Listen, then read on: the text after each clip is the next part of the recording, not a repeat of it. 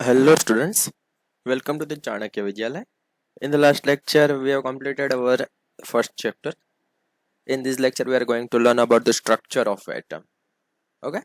कि स्ट्रक्चर हमें एटम का स्ट्रक्चर कैसे डिफाइन हुआ, हम हिस्ट्री से बात करने वाले कि सबसे पहले कैसा होता था, उसके बाद उसमें रिवॉल्यूशन कैसे आया। क्योंकि हमने डाल्टन्स थियरी में देखा कि जो अगर मैं एटम की बात करूं, ओके, तो we can divide the atom, हमने ऐसा सीखा था। ओके, पर फिर आगे जाके मैंने उस टाइम भी आपको बोला था कि आगे जाके हमें पता चला कि we can divide atoms into the electrons, protons and neutrons. तो उसी के बारे में हम बात करने वाले थोड़ी बहुत। ओके, तो चलिए शुरुआत से शुरू करते हैं।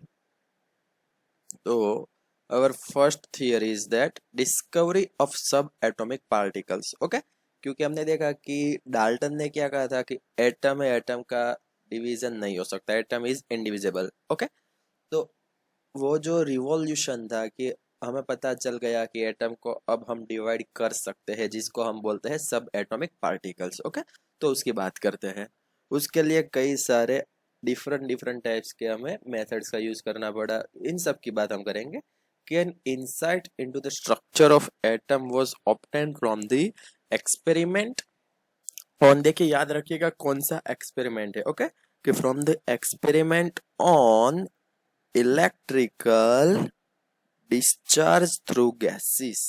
ओके, कि ये जो सब एटॉमिक पार्टिकल पॉसिबल है वो हमें कहाँ से पता चला, तो through the electrical discharge through gases. Okay, before we discuss these results, we need to keep in mind in basic rule regarding the behavior of charge particle, जो हम सबको पता है कि like charges repel each other and unlike charges attract each other. क्योंकि हम सबको पता ही है कि नॉर्थ और साउथ पोल, अगर मैग्नेट की लैंग्वेज में अगर हम बात करें तो north and south attracts, north north distract and south south distract. Okay, ये सब हमको पता है कि अगर सेम चार्ज सामने आते हैं तो हमेशा रिपल करेंगे, डिस्ट्रैक्ट करेंगे, और अगर अपोजिट चार्ज आते हैं तो अपोजिट ऑलवेज अट्रैक्ट। ओके, वो सेम रूल हमको सबको पता है, उसमें कोई बड़ी बात नहीं है।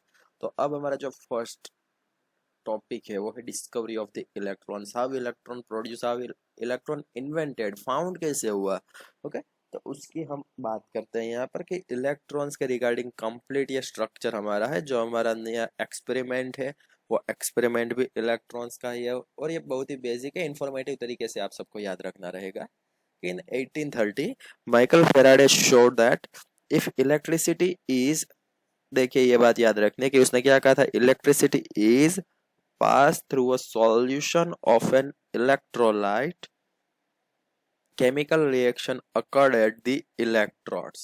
Okay, उसने फर्स्ट स्टेटमेंट क्या कहा था अपना, कि when the electricity is passed through a solution of an, you all know about the what is electrolyte, how it works. Okay, and chemical reaction occurred at the electrodes which results in the liberation and deposition of matter at the electrodes. Okay, सबको पता है। अगर आपको पता नहीं है तो हम आगे भी इसके बारे में पढ़ने वाले कि कभी भी इलेक्ट्रोलाइट्स में से अगर हम इलेक्ट्रिसिटी पास करते हैं तो कैथोड एंड एनोड पर कुछ ना कुछ डिपॉजिट होगा ही होगा। ओके, कोई एक यानी कि कैथोड आइदर एनोड, इन सब के बारे में आप सबको कंप्लीट इन्फॉर्मेशन दी जाएगी कि इन दोनों में से एक के आयंस है वो लूज हो गए, दूसरे पर जाके डिपॉजिट हो गए। वो कंप्लीट प्रोसेस की भी हम बात करने वाले हैं, और जो ऑलरेडी आप लोग पढ़ कर भी आए हैं। ओके, पर अगर आपको कोई भी डाउट है तो हम इन फ्यूचर उसकी भी बात करने वाले हैं। ओके, फिर हमें क्या करना है कि this result suggest the particular nature of the electricity in mid 1850s।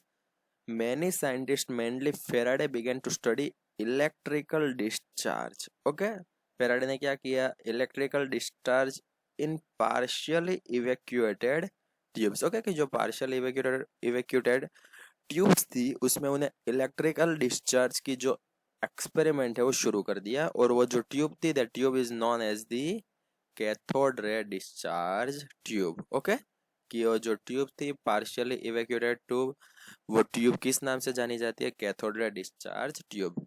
It is depicted in figure 2.1, जो आप सामने देख सकते हैं। This is the tube. Okay, this is the cathode ray discharge tube. Okay, फिर अगर इस ट्यूब की बात करते हैं तो इस ट्यूब में आप लोग देख सकते हैं आप लोग को क्या क्या देखने को मिलेगा।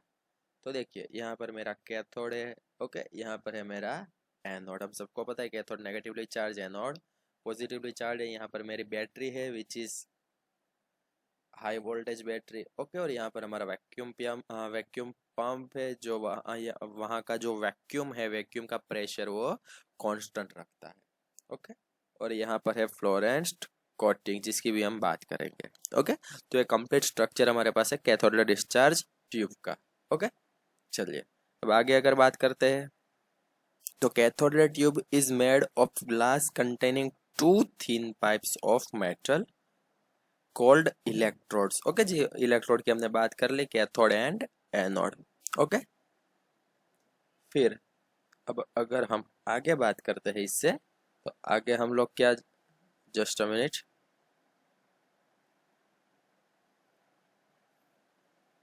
कि आगे हमारे पास क्या आता है,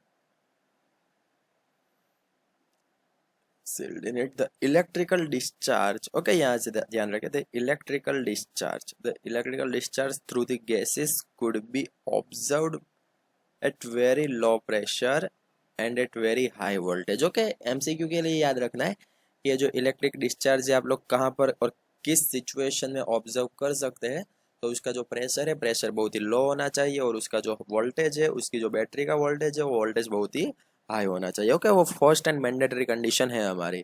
फिर क्या है, the pressure of different gases could be adjusted by evacuation of the glass tube, okay. वो तो सिंपल सी बात है कि डिफरेंट जो गैसेस हो गए हमारे पास, उसकी जो प्रिफर्ड सिचुएशन होगी वो डिफरेंट रहेगी। फिर आगे हमारे पास क्या आता है कि when sufficiently high voltage is applied across the electrodes, okay. Electrodes की बात आती है तब आपके माइंड में आ जाना चाहिए कि इलेक्ट्रोड्स यानी कि the combination of the anode and cathode, okay. क्या है हमने कि when sufficiently high voltage is applied across the electrodes, current starts flowing through stream of particles moving in the tube from the negative electrode to the positive electrode, okay. ये सबको पता है कि जो इलेक्ट्रिसिटी होगी वो कहाँ पर मूव होगी, उसके जो इलेक्ट्रॉन्स कैथोड टू एनोड वो मोशन में रहेंगे, ओके।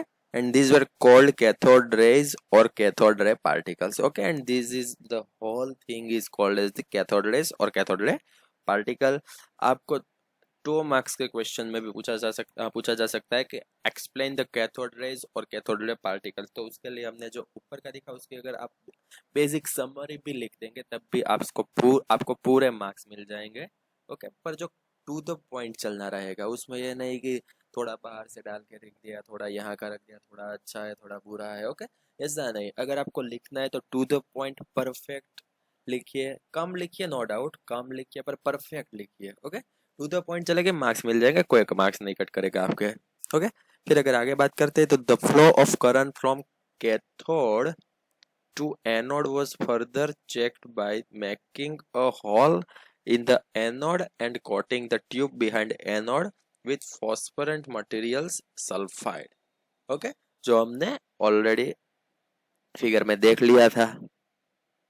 फिर अगर हम आगे बात करते हैं तो आगे हमें क्या मिलता है कि the flow of, just a minute, the flow of current from cathode to anodes was further checked by the making a hole in anode and coating the tube behind anode with phosphorescent material zinc sulfide, okay। कौन सा material था याद रखिएगा, zinc sulfide। when these rays after passing through anode strike the zinc sulfide coating, okay, completely एक चमकारे की तरह होगा, okay।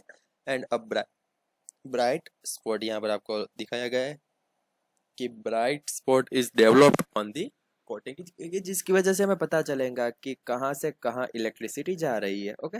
अगर कैथोड से एनोड तरफ आ रही होगी तो एनोड की साइड ही स्पॉट होगा, ओके। दैट्स वाई यहाँ पर हमें स्पॉटिंग वाली जो कंप्लीट एक्सपेरिमेंट है उसकी जरूरत पड़ेगी to check the flow of the electricity, okay.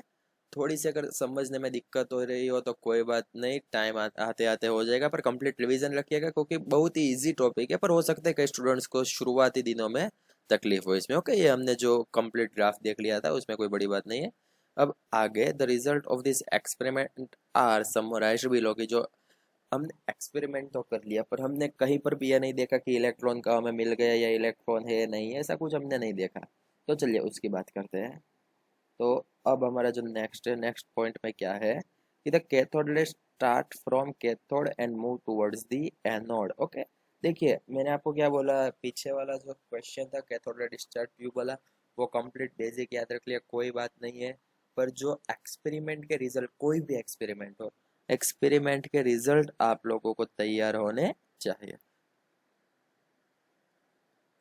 Okay, फिर उसमें क्या है कि द कैथोड रे start from cathode and move towards the anode, वो हमारा फर्स्ट रिजल्ट रहेगा। ओके, इसमें क्या रहेगा, the result of this experiment में फर्स्ट रिजल्ट हमारा रहेगा cathode rays start from cathode and move towards the anode, it is our first।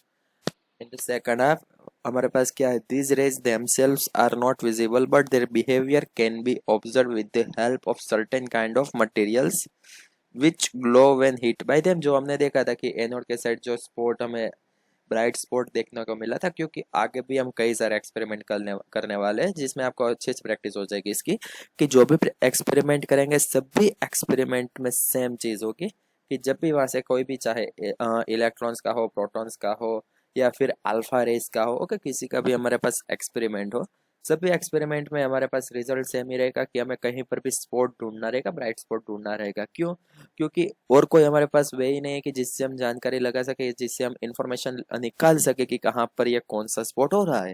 That's why कभी भी अगर डायरेक्शन चेक करनी हो तो हमें स्पॉट ही ढूंढना पड़ेगा। दैट्स वाई हमें कहा गया है कि अगर आपको उसकी डायरेक्शन चेक करनी है तो आप कई सारे डिफरेंट मटेरियल्स का यूज कर सकते हैं। ओके, और ये जो ग्लो वाला जो कंप्लीट हमारे पास जो मेथड बन रही है, कंप्लीट जो हमारे पास सिस्टम तैयार हो रही है, उसका यूजेज होता है टेलीविजन में। ओके, जो आपके घर में एलसीडी एलईडी है उसमें नहीं होता, जो पुराने वाले टीवीज थे जो बॉक्स वाले आते थे, ओके, उसमें अगर किसी ने उसको ओपन किया हो तो आप लोगों को पता होगा कि उसमें छोटा सा ट्यूब जैसा होता है बिहाइंड।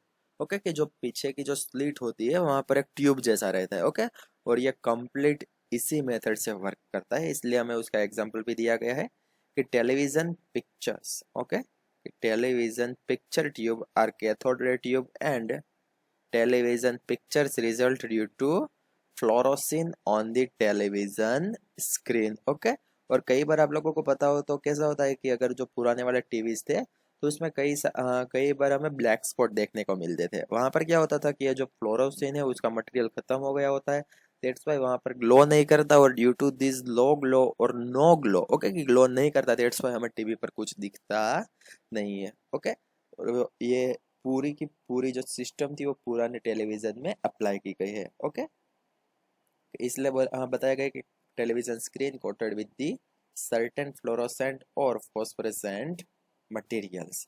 ओके, बेसिक सा याद रखना है, एमसीक्यू के लिए बहुत ही इंपॉर्टेंट रहेगा। ओके, फिर क्या है, in the absence of electrical और magnetic field this rays travel in straight line. बहुत ही इंपॉर्टेंट है, सभी को याद रहना चाहिए कि कहीं पर भी अगर हम कैथोड रे ट्यूब्स की या कैथोड रेज की बात कर रहे हो तो इन द एब्सेंस ऑफ इलेक्ट्रिकल और मैग्नेटिक फील्ड रेज हमेशा स्ट्रेट लाइन, ऐसा नहीं है ये रे, कोई भी रे होगा अगर मैग्नेटिक फील्ड और इलेक्ट्रिकल फील्ड आती है तो वो डिस्टर्ब होगा। ओके, और अगर ये दोनों फील्ड एब्सेंस है तो वो स्ट्रेट लाइन में मोस्ट ऑफ द टाइम्स, कोई भी टाइप का रे हो, most of the times straight way में ही वो जाएगा। Okay, in the next point, in the presence of electrical और magnetic field, okay, the behaviour of cathode rays are, okay, चलिए बिहेवियर आपको याद रखना रहेगा कि behaviour of cathode rays are similar to the expected from negatively charge particles. Okay, कि क्या कहते हैं कि अगर इलेक्ट्रिक फील्ड है तो उसका नेचर कैसा रहता है कि जैसा हम एक्सपेक्ट कर सकते हैं through out the negative charge की, अगर नेगेटिव चार्ज हमारे पास रहता तो हम कैसा एक्सपेक्ट करते हैं, उससे सिमिलर ये बात हमें जानने को मिलती है। इन द नेक्स्ट पोजिशन हमें क्या मिलता है कि suggesting that the cathode rays consist of, देखिए ये बात याद रखिए, cathode ray consist of negatively charge particles and that particles are known as the electrons and this is here you can say electrons are founded। okay, and the characteristic of cathode rays do not depend upon the, okay, just a minute, okay, the characteristic of cathode rays do not depend upon the materials of electrodes and the nature of the gas present in the cathode ray tube। okay, क्योंकि वो पूरे का पूरा dependency उसकी रहती है charge पे। Okay, तो यहाँ तक का हमें ध्यान रखना है, बाकी जो नेक्स्ट है वो अगले लेक्चर में बात करेंगे। ये हमारे पास था discovery of the electron. Okay, थोड़ी सी मुझे हो सकता है कि आपको थोड़ा सा समझने में दिक्कत आए, पर कोई बात नहीं। जैसे जैसे हम इलेक्ट्रॉन्स के बाद प्रोटॉन से न्यूट्रॉन की जो प्रोसेस है वो कंप्लीट करेंगे, आप लोग का जो भी डाउट होगा, क्योंकि फर्स्ट टाइम आपको इस टाइप का एक्सपेरिमेंट आया है, ओके, एंड दैट्स वाई थोड़ा सा डाउट हो सकता है, पर टाइम आते आते सब कुछ क्लियर हो जाएगा, ओके। और अगर आज के होमवर्क की बात करें तो आज के होमवर्क में आपको समरी बनानी है डिस्कवरी ऑफ द इलेक्ट्रॉन्स के ऊपर, ओके।